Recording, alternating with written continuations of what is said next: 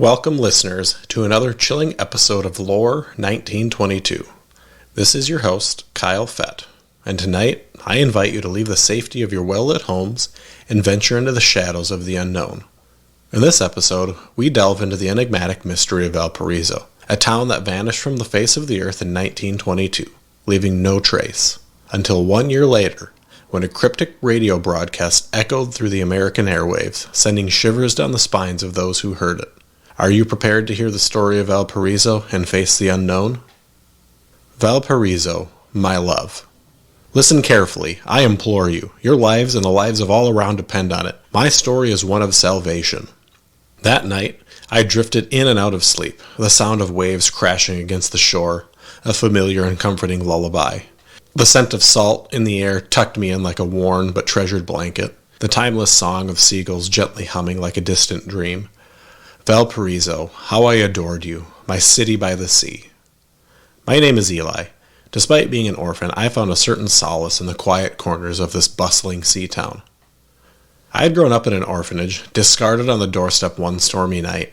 I had nothing with me save for a single letter that loosely clung to my infant self. E.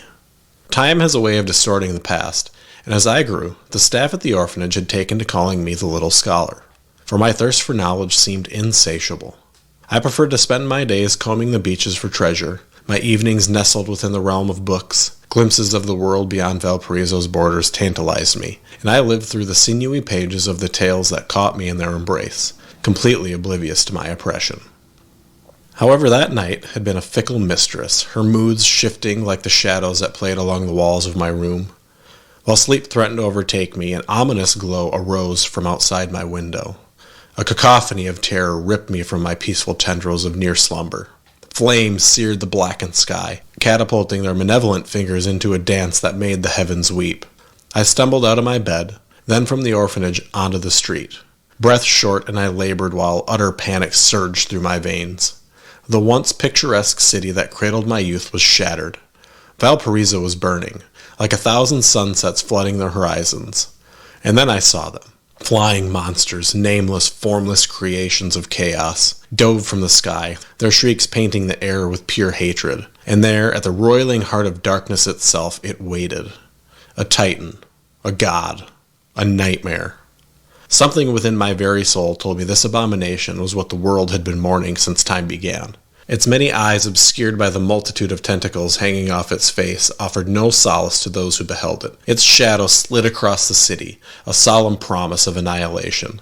An ancient, silent scream clawed at the back of my consciousness, warning me and drawing me simultaneously. Doubtless it whispered such temptations to all who were struck with the horror. But I stood my ground, a beacon of human resilience against the face of annihilation. The streets flooded with the terrified masses, their thoughts directed towards self-preservation and fleeing the doomed city. Amidst the carnage, my sole focus was on survival. Towards the mountains we went, a mass exodus of despair and loss. I knew not whether to lament or rejoice in our mutual exiling. People whom once barely interacted were now bound by an inescapable plight: survival. The rhythm of our march beat a solemn tempo. Hearts pounding within chests, the wind carried our mournful song. There upon the solitary peaks we watched as Valparaiso, our home, was swallowed by the sea. Darkness enveloped all we held dear. The Titan's shadow loomed with its own sickening glee. But still we stood, a united front against the end of days. As the last of Valparaiso sunk beneath the waves, the Titan shifted its gaze in our direction, its mouth open in a chorus of destruction. And yet nothing came out. No fire or brimstone, no final judgment. Just silence. For the longest of moments we were frozen in fear, waiting for the end to come. But it never did. And suddenly, a resounding cheer filled the air.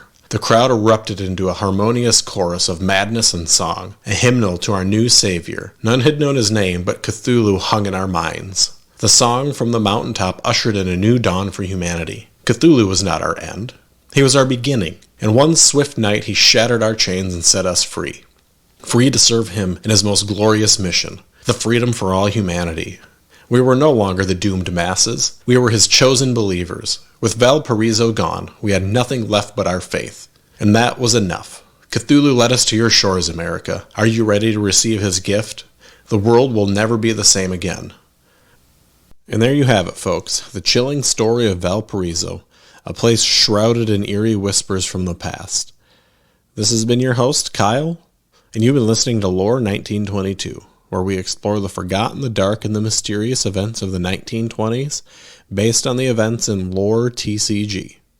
In our next episode, The Battle at the Borders, we'll delve into the thrilling and dangerous chess match between America's last defenses and the shadowy threat posed by the followers of Cthulhu. Freedom hangs in the balance. Will the nightmare prevail, or will we fight back the darkness? Until next time, thank you.